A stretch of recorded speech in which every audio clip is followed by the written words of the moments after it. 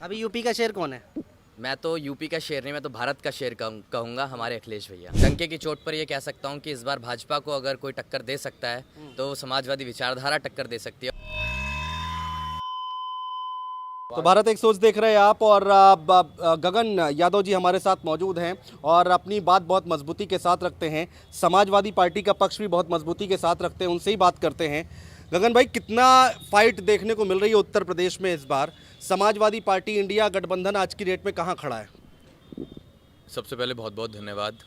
और रही बात फाइट की, तो मैं डंके की चोट पर ये कह सकता हूँ कि इस बार भाजपा को अगर कोई टक्कर दे सकता है तो समाजवादी विचारधारा टक्कर दे सकती है। और इंडिया गठबंधन जो हमारा है ये आपको इस बार बैटलफील्ड में बहुत अच्छे तरीके से लड़ता हुआ नजर आएगा। पश्चिमी उत्तर प्रदेश में क्या देख रहे हैं? पहले चरण की बात कर लेते हैं। 8 सीटों पर मतदान होना है पहले, और वहीं से बहुत सारा परसेप्शन बनना शुरू हो जाएगा पूरे उत्तर प्रदेश में आखिरी चरण तक। तो पहले 8 सीटों का विश्लेषण क्या कह रहा है? देखिए, मैं राजनीतिज्ञ तो नहीं हूँ, ऐसी कोई प्रिडिक्शन भी नहीं दे सकता हूँ और कुछ बता भी नहीं सकता हूँ।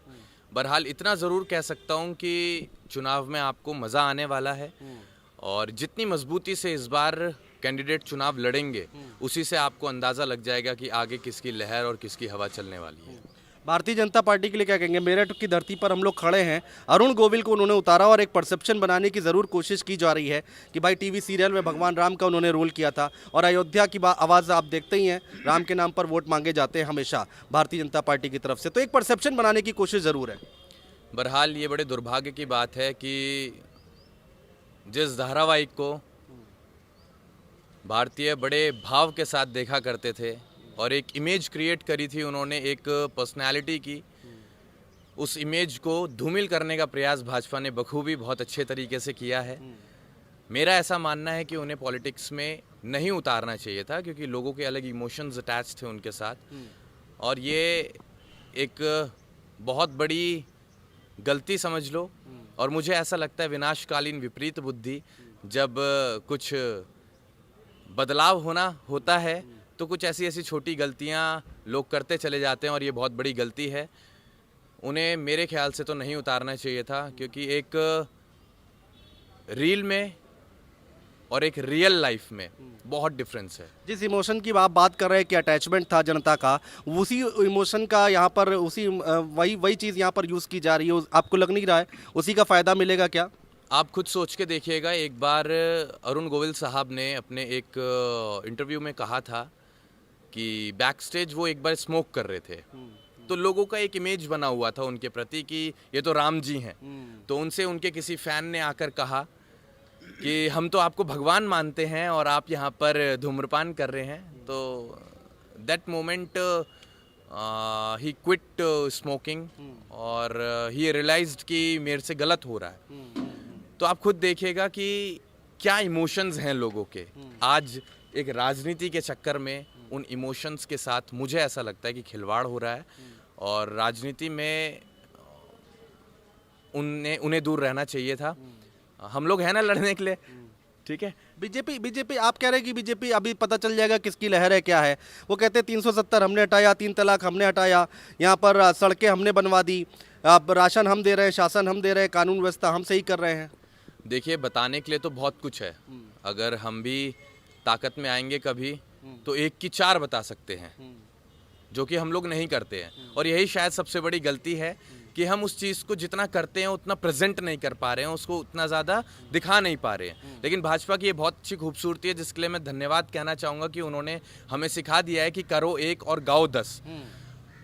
रही बात विकास की, तो मुझे ऐसा लगता है कि आज भी देश में शिक्षा पर, चिकित्सा पर, महिलाओं के मान सम्मान पर और युवाओं के रोजगार को लेकर जो विचार सरकार को करना चाहिए, उसमें ये सरकार बिल्कुल भी मुझे नहीं लगता है कि कारगर साबित हो रही है या कुछ कर भी पा रही है। बहरहाल बातें बहुत अच्छी करते हैं, और बातें सुनने में तो हमें भी बहुत अच्छा लगता है, आपको भी बहुत अच्छा लगता है। वो कंट्रोवर्सी का एक मुद्दा बन जाता है, लेकिन आम जनमानस के लिए वो क्षति पहुंचाने वाली बात। जयंत चौधरी के लिए क्या कहेंगे? एनडीए में शामिल हो गए हैं और पश्चिमी उत्तर प्रदेश में कहा जा रहा है कि बहुत बड़ा फर्क डालेंगे, डेंट पहुंचाएंगे आपको।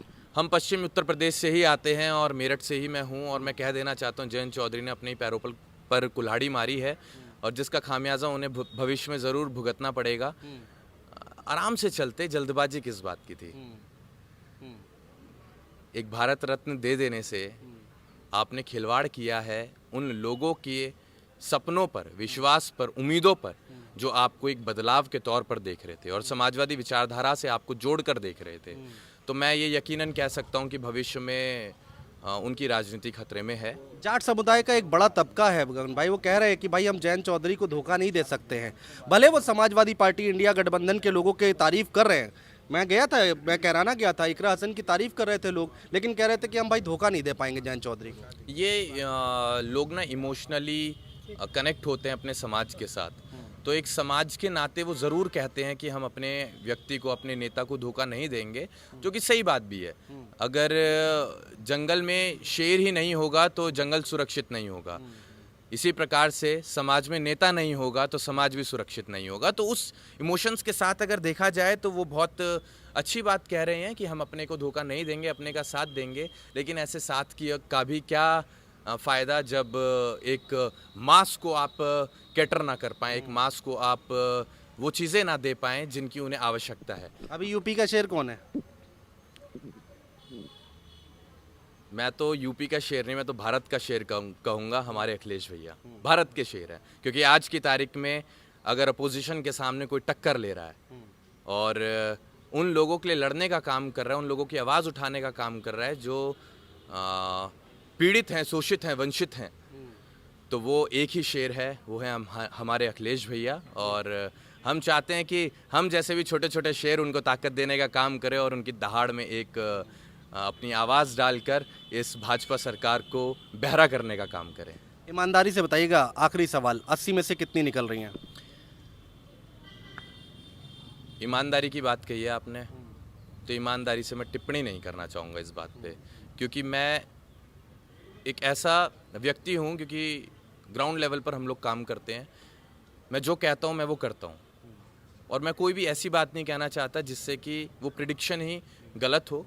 बहरहाल मैं इतना कहकर जा रहा हूँ, बहुत अच्छी फ़ाइट होने जा रही है और इसी फाइट से आपको आगे की राजनीति देखने के लिए मिलेगी। और रही बात 24 की, तो मैं इतना कह देना चाहता हूँ, बदलाव होगा, आज नहीं तो अगली योजना में भाजपा जा रही है। बहुत शुक्रिया हमसे बात करने के लिए और तमाम चर्चा करने के लिए। तो भाजपा जा रही है, यहाँ पर गगन यादव जो कि कह रहे हैं अच्छी फाइट और तगड़ी फाइट उत्तर प्रदेश में देखने को मिलेगी 24 के चुनाव में। भारत एक सोच देख रहे हैं आप, देखते रहिए। नमस्कार।